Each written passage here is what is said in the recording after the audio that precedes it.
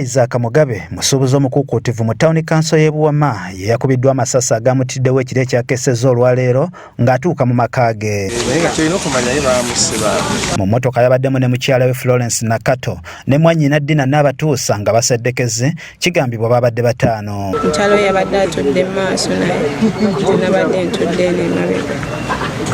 Ababbi babadde nga bataano nga buli omu akutte emmundu.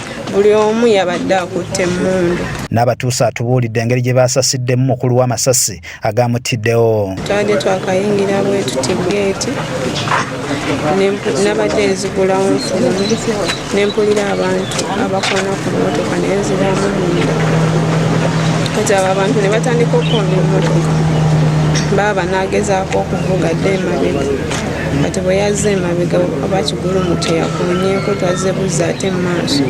Kati emmotoka gye twabaddemu n'ekoona eyabadde endala eyatubadde mu maaso yabadde paakinze n'ekoonaawo. Kati abo abasirika abo ababaddewo ababbi ne bajja nga bamukuba amasasi nga bwe bagamba muleete ensawo.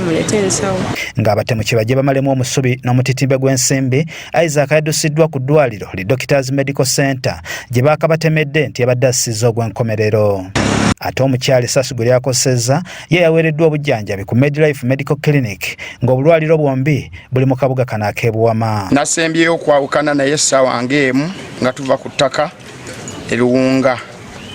Abaddeyo yiika gye nabadde namututteko okumuguza naye ne tusanga nga ettaka eryo alina kulisasula ndowooza nga nkeera waalwo okusinziira ku budde bwe bwadde butukutte ng'ate abagula abatunda ettaka bali wala abadde Kampala. Bagamukubye mu bulago naye amasasi tetwagawulidde nga gavuga. Abatuuze n'abakulembeze nga bakulembeddwamu omubaka Yusuf Nsibambi owa Mawokota South batuuseeko mu maka gano ne balaga okutya ku ttemu lino. Cases ez'okutta okusinga abavubuka ffe tubeera mu layini.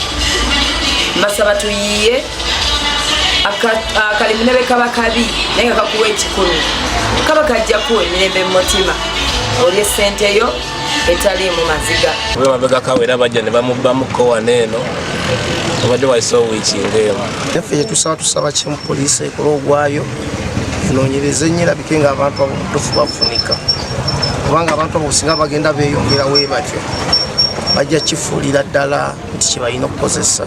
Abadde mukozi nnyo abadde muntu wagonjebwa abadde kyakulabirwako kinene. Kakati bwattibwa mu ntiisa eno nga bweri ffe tufuna okunyolwa naye ate tufuna okweraliikirira. Abatuuze bagamba obumenyi bw'amateeka busussa mu kitundu kyabwe. Obubbi bw'ente bujjudde muno, obubbi bu mayumba ogamenya bujjudde muno. Babba bodaboda wano jjo ne bakwata abantu ku lw'ekatebo n'emitalamaliya ne babata ne bagamba bebabyeko bodaboda ate basasulwe. Kitwebuza obukuumi tubulina luddawa. Pulezidenti yagamba buli mundu bagiwandiisa n'amasasi agagivaamu naye bwe tuba nga tukyasobola omuntu ne bajja n'emmundu nnya ne bakukubira ewakaawo ekifo ekyali badde nga kyekiri seefu. Omuduumizi wa poliisi Mpigi Julius Tugumenawe ategeezezza nga baliko we batuuse mu kuyigga abatemu bano era nga bakukwatibwa. Nsuubira okuba nga tulina results ze tugenda okutuukako kubanga sofa tulina bye tukozeeko ebisinga byesigenda kwogera ku mpewo. Agambye wadde kamera enkessi mu maka g'omugenzi ne bamulirwana zisangiddwa zaafa bakweyambiseza poliisi ku luguudo lwa Kampala-Masaka okubaako kye bazuula. Kamera eriwo sofa gye tufunyeeko nfu tekola neya neighbor yennyini gye twandibadde tutandikirako nayo nfu lwakuba tulina kamera za poliisi wansi ku kkubo ze tugenda okutandikirako. Omulambo gwatwaliddwa mu ggwanika ly'eddwaliro ekkulu e Mulago okwongera okwekebejjebwa. Saddati Mbogo, Agafeeyo ku Spark TV.